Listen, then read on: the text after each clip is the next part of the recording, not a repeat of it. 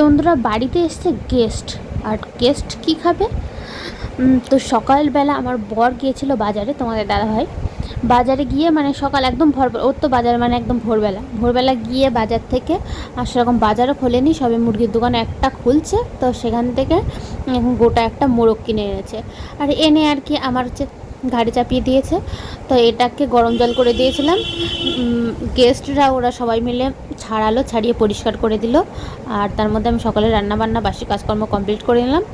আর এবার এটাকে আমি কাটবো। আমি না মানে আজকাল আমি মুরগি কাটার বোধহয় এক্সপার্ট হয়ে গেছি।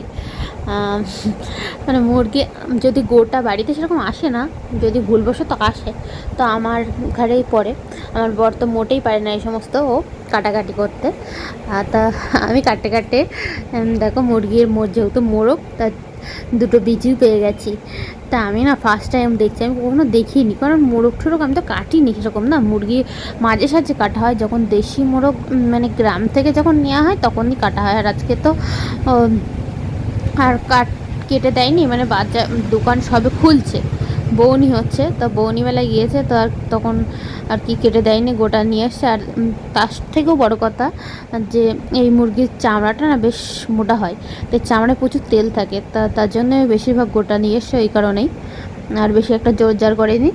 তা উনি তো আর ছাড়িয়ে দেবে না, পশম ছাড়িয়ে দেবে না, তো কেটে কুটে বেশ খানিকক্ষণ সময় লেগেছে। আমি তো সেরকম এক্সপার্ট না যেহেতু, আর আমার ভয় লাগে কাটতে, মানে যদি হাত কেটে যায়।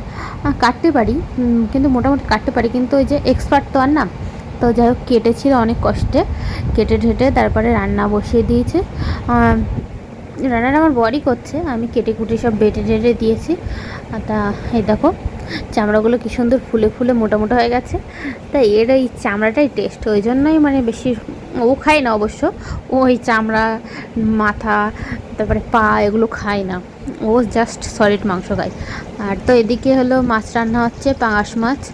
তো আজকে যেহেতু গেস্ট আসে, আর গেস্টে তোমাদের দেখালাম না, কারণ গেস্টরা কেউ ক্যামেরার সামনে আসতে চাইছে না, লজ্জা পাচ্ছে। আর এদিকে চিংড়ি আছে, ওল দিয়ে চিংড়ি মাছ বানাবো, আর এই মাছের ঝোল করব।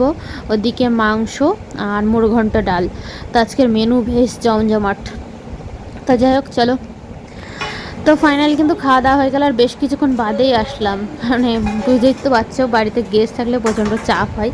তো যাই হোক ভিডিওটা খুবই শর্ট হলো, তো কিছু করার নেই, টাটা বাই বাই, চলো পরে ভিডিওতে দেখা হচ্ছে।